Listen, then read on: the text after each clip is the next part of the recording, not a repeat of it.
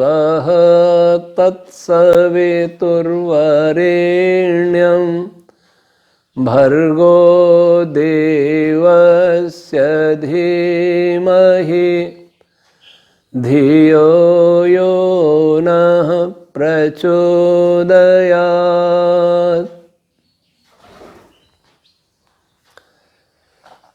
प्रिय बंधुओं और बहनों, हमने कुछ दिन पूर्व ये घोषणा की थी कि हम संपूर्ण भारतवर्ष को एक नई दिशा देने के लिए, भारतवर्ष के युवक और बुद्धिजीवियों को जगाने के लिए एक वैज्ञानिक चुनौती दिल्ली में प्रस्तुत करने वाले हैं। मैं और हैदराबाद के प्रोफेसर कवि शासन आचार्य रघुमन्ना जी रेड्डी दोनों 10 बिंदुओं पर चुनौती देने वाले थे और इसी कारण वेद विज्ञान आलोक की कक्षाएं बंद भी की थी। मेरी चुनौती भौतिकी को लेकर थी और वे बिंदु आपने YouTube पर वीडियो में सुने होंगे। साइंटिफिक चैलेंज नाम से एक साइट भी बनाई थी, उसको भी आपने देखा होगा। और वैदिकफिजिक्स.org और फेसबुक आदि पर वो बिंदु आपने पढ़े होंगे। मेरे बिंदुओं पर ऐसी कोई आपत्ति नहीं हो सकती थी, क्योंकि विज्ञान वाले भी इस बात को स्वीकार करते हैं कि वर्तमान भौतिकी में अनेक समस्याएं हैं जिनका कोई समाधान नहीं है। लेकिन प्रोफेसर रघुमन्ना जी रेड्डी, उनके बिंदु थे जिनमें 2 बिंदु, एक तो भारतीय संविधान भारत के विनाश के लिए बनाया गया, विदेशी विचारधारा से प्रेरित उन्हीं के द्वारा बनाया हुआ संविधान, उसको चुनौती देना और संपूर्ण व्यवस्था को वेद और मनुस्मृति के आधार पर चलाने की वकालत करना। कुरान बाइबल आदि में ईश्वर का बोध नहीं है, वामपंथ में मानवता का बोध नहीं है, ये बिंदु उनके थे। यह प्रश्न बड़ा महत्वपूर्ण है कि हमारा संविधान हमारे देश के लिए हानिकारक क्यों सिद्ध होता जा रहा है, क्यों संविधान के नाम पर ऐसे कानून बन रहे हैं, क्यों संविधान के नाम पर ऐसे निर्णय हो रहे हैं जो भारतीय संस्कृति पर कुठाराघात कर रहे हैं। कुछ लोग इस बात को जानते हैं, लेकिन जानते हुए भी कहने का साहस नहीं कर पाते। दुर्भाग्य से आज देश में किसी चोर को चोरी करने की तो छूट है, लेकिन उस चोर को चोर कहना एक अपराध माना जाता है। किसी उर्दू शायर ने अच्छा कहा है, हम आह भी करते हैं तो हो जाते हैं बदनाम, वे कत्ल भी करते हैं तो चर्चा नहीं होती। आज मीडिया में आप देखेंगे बुद्धिजीवी जिस प्रकार से भारतीय संस्कृति इतिहास के विरुद्ध विश्वमन करते हैं, भारत के पढ़े लिखे लोगों को भारतीय संस्कृति और इतिहास और धर्म पर जितनी आपत्ति है, ये अपना देश एक ऐसा देश है जहां अपने ही पूर्वजों को गाली दी जाती है, अपने ही पूर्वजों को मूर्ख माना जाता है, अपने ही पूर्वजों के अस्तित्व को नकारा जाता है। वैसी स्थिति में प्रोफेसर रेड्डी यह घोषणा करने वाले कर रहे थे कि यह संविधान हमारे देश के लिए अनुकूल नहीं है, और जो इस बात को स्वीकार नहीं करता है, जो इस बात का खंडन कर सकता है, उसे वो 25 लाख पुरस्कार भी दे रहे थे। उनका अपना कोई स्वार्थ नहीं था। युगल प्रतिस्पर्धा थी, लेकिन यह स्पर्धा मीडिया और सरकार के सहयोग के बिना संभव नहीं थी, सफल नहीं होती। मैं अभी दिल्ली जाके आया, अनेक लोगों से मिला, पता लगा कि सरकार इसमें सहयोग नहीं कर सकती।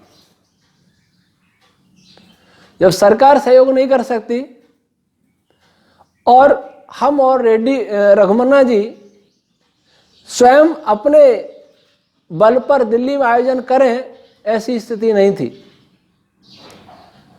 दिल्ली में हमारा कोई ऐसा मंच नहीं था।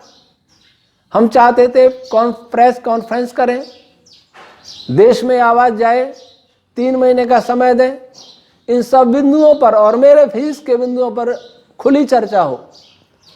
जो विजयी हुए उसे 25 लाख उस युगल को पुरस्कार मिले।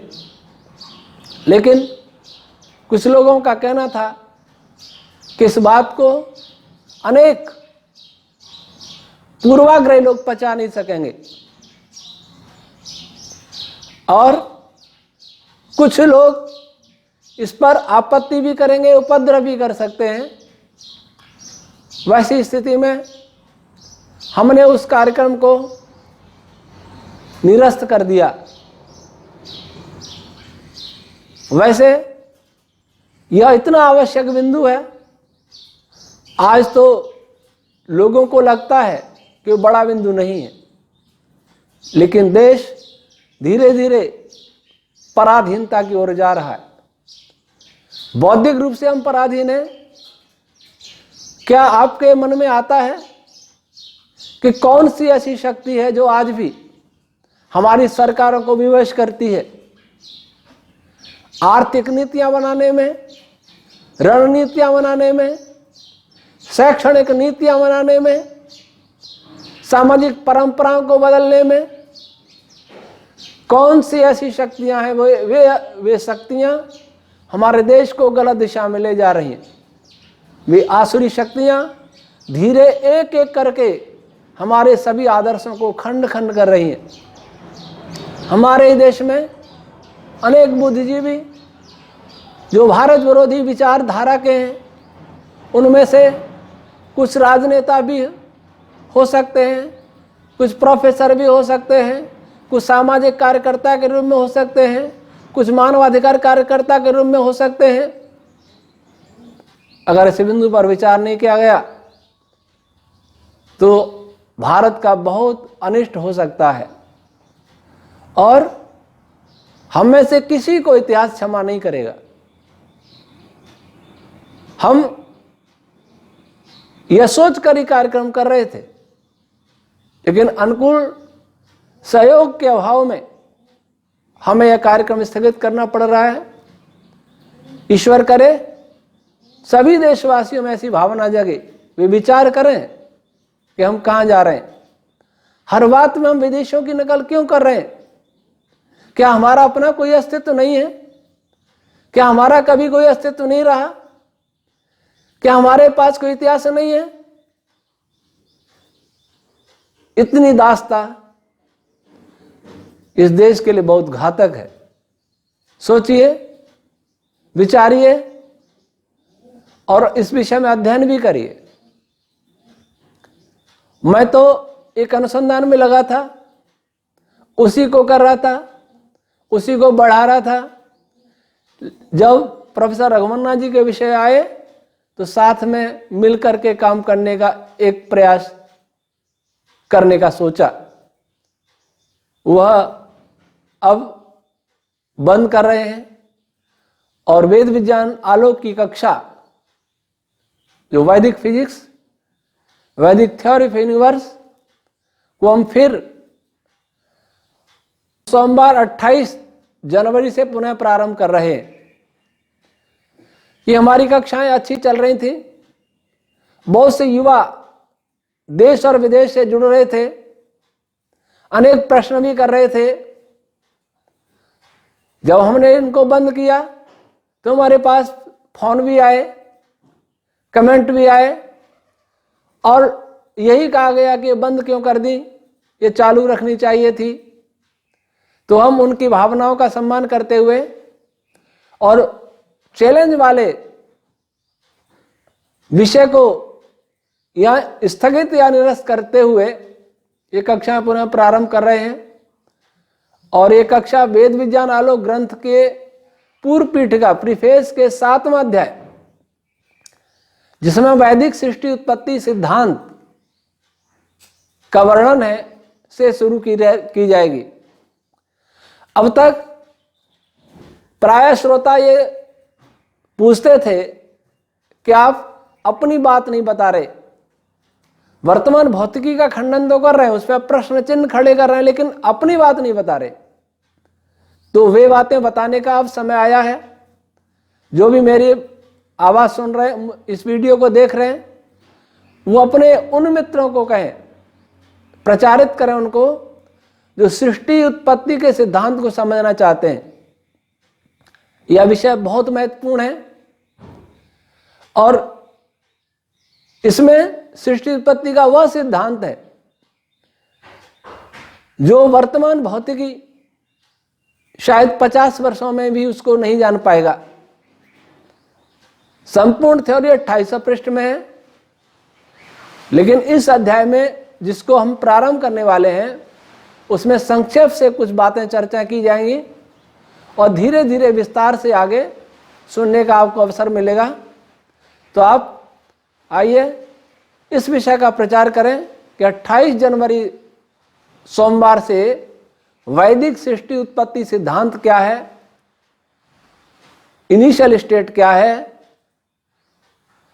किस क्रम से क्या क्या बनता है, स्पेस क्या है, टाइम क्या है, इनका ये कैसे बनते हैं, इनका स्वरूप क्या है, पार्टिकल कैसे बनते हैं, फोटॉन्स कैसे बनते हैं, फोर्स क्या है, कैसे काम करते हैं, ये सब बातें धीरे धीरे आपको समझ में आएंगी। तो आप तब तक के लिए जो प्रश्न पूछ रहे हैं वो धैर्य रखें और 28 से ये विषय धीरे धीरे रहस्य खुलते जाएंगे। ओम शम।